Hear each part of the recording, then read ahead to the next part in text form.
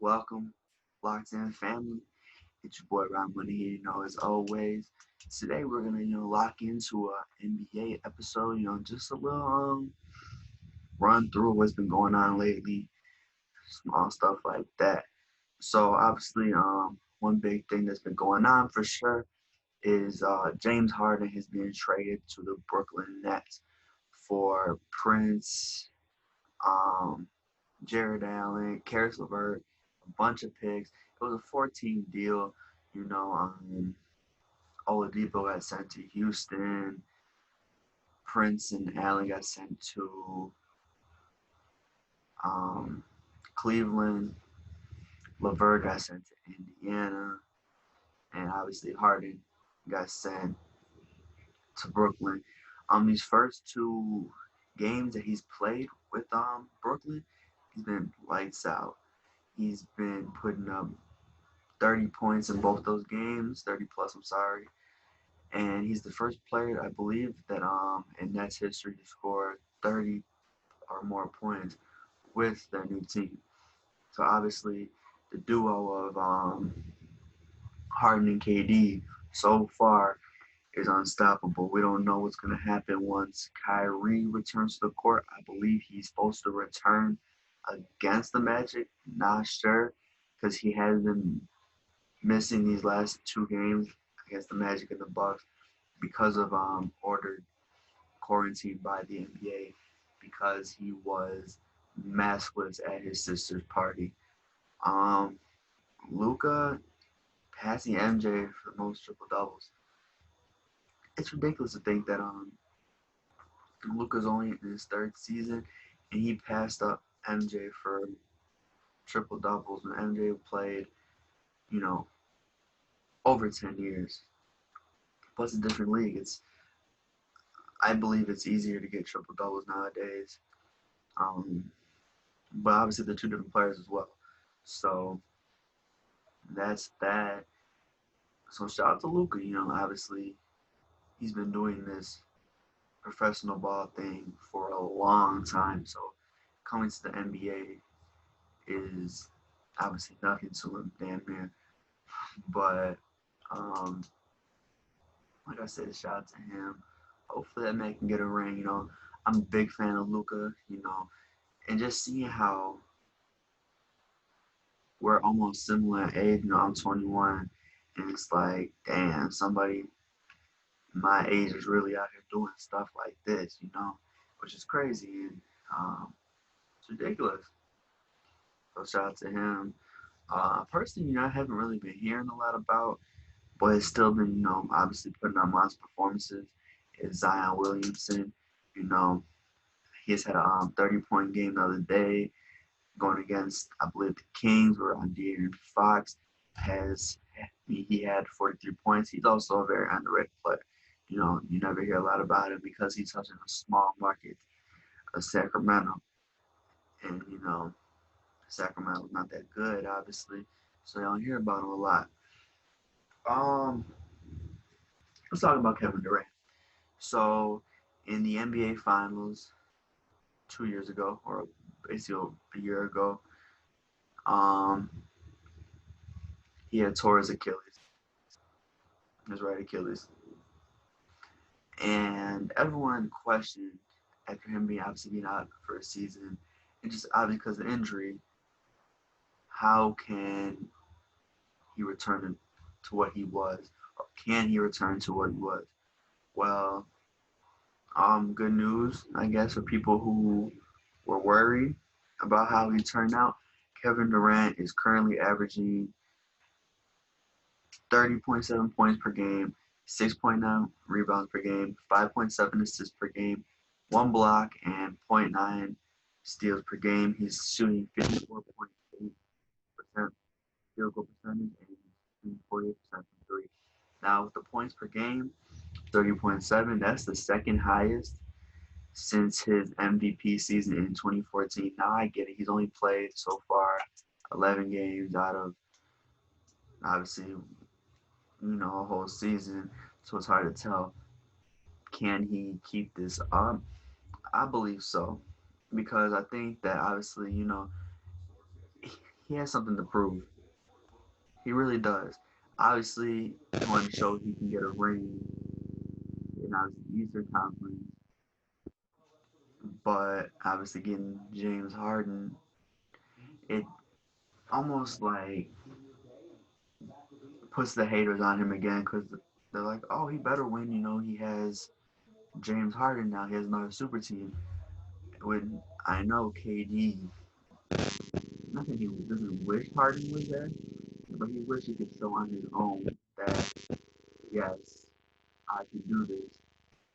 But obviously, with the absence of Kyrie, Durant can't do them all by himself. Realistically, you know, you at least need another All Star or almost just better role players.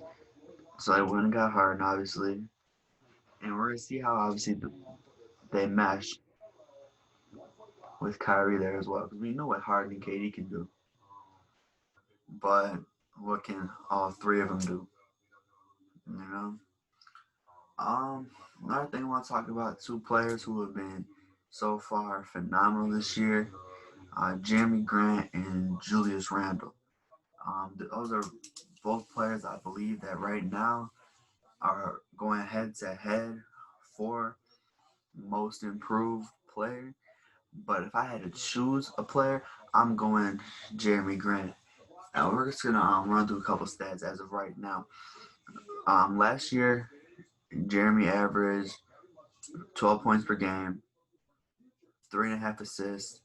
I'm sorry, 3.5 rebounds, and 1.2 assists. This season so far, he's averaging 24.8 points per game, 6.2 rebounds, and 2.2 assists. So obviously, you know, if we're gonna compare, you know, I'll go to the Julius Randle stats next, show how he's progressed. But I'm just gonna tell you right now that Jeremy Grant's improvement has been way better than Randall's. It's been phenomenal. I believe, you know, I thought he was great at OKC. I wish he never left OKC because obviously, if you guys know me, I love OKC. I've been a fan since Durant first came, you know, since the switch, you know, since they transferred over from the Sonics to the Thunder. Um, but yeah, you know, Jeremy's just been balling out this year. He's my pick, but you know, obviously, let me just see if you guys Julius Randle's progression this year so far. He's averaging 22.9 points, um, 10.6 rebounds, and 6.5 assists, and he's shooting 50% field goal percentage. Where last year he was averaging 19.5 points, he was shooting 46% from three. I'm sorry, from 46% field goal percentage. Sorry, 9.7 rebounds, and his assists are down to last year. I'm sorry, we're at 3.1. So obviously, you know, he's obviously averaging a lot more assists, averaging a couple more points. So I do believe that he does have a shot. But I think that over the course of the season, I think that Jeremy Grant is going to keep up what he was doing. Not that I'm saying Julius Randle's going to fall off or anything, but just by talking about the stats right now, if they were to keep up that pace, Jeremy Grant gets the most improved player.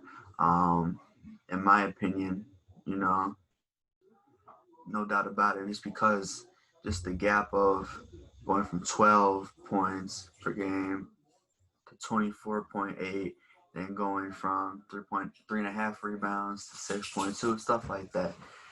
And so Jeremy Grant's my lock right now for most improved player.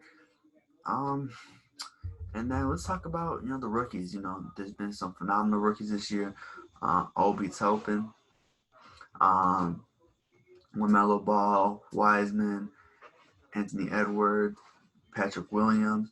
If I had to go with the rookie of the year right now, I'm going with LaMelo Ball. You know, as of late, I don't know if it's changed recently. He was leading all rookies in all major stats except blocks, I believe. So That's my lock. Obviously, it's ridiculous because people thought that LaMelo was gonna be a bust, and we all know that LaMelo was going to be better than Lonzo for sure. We all knew in general he was the best ball brother, but now to see him actually come in the league and prove these doubters wrong is awesome, no doubt about it. But so if LaMelo doesn't get Rookie of the Year though, I'd have to look into giving it to either James Wiseman or Patrick Williams because James Wiseman is obviously a phenomenal talent. That's one thing that the Golden State Warriors needed. You have Curry, obviously Thompson, who is out for another season, unfortunately. You have Oubre and Wiggins and Draymond. All they really needed was that big man. And now that they finally have their big man, I believe when Klay Thompson returns next season, they're going to be back in the NBA Finals. That's my security deposit. Doesn't know what security deposit is, and start hearing that more. That is our version of a hot take. So, to give you that right there. Um, Golden State Warriors will be back in the NBA Finals next season. Um, but yeah, it's going to be. And Patrick, I'm sorry, goes got off topic. Patrick Williams has also been sensational for the Bulls. Um, you know, me personally, as living in Chicago, in the area, whatever, it rattled me that they drafted someone who came off the bench in college.